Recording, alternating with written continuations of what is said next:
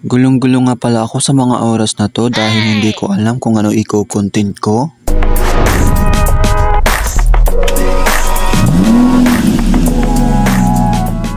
Habang andito pala ako sa bahay ng aking nanay, binibilang ko pala yung takbo ng oras dahil naalala ko nga pala, meron pala akong labahan. Yung 3 buwan na pala na hindi ko pala nalalabhan. Kaya ngayon, yun ang naisip kong gawing content sa araw na to dahil kanina pa ako nagbibilang.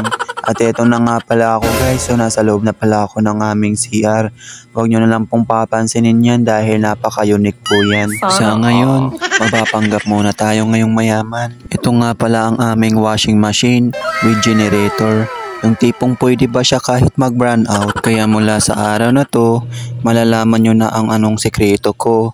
Kung bakit ganyan talaga ako kakinis at kaputi. Dahil kung anong ginagamit ko sa panglaba, yun din yung ginagamit ko sa pagligo.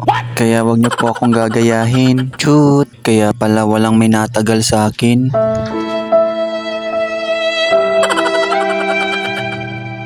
Chot! Huwag kayong maniwala kay Cupido. Masasaktan din naman din kayo. Parang gaya ng ganito, pinapaikot-ikot.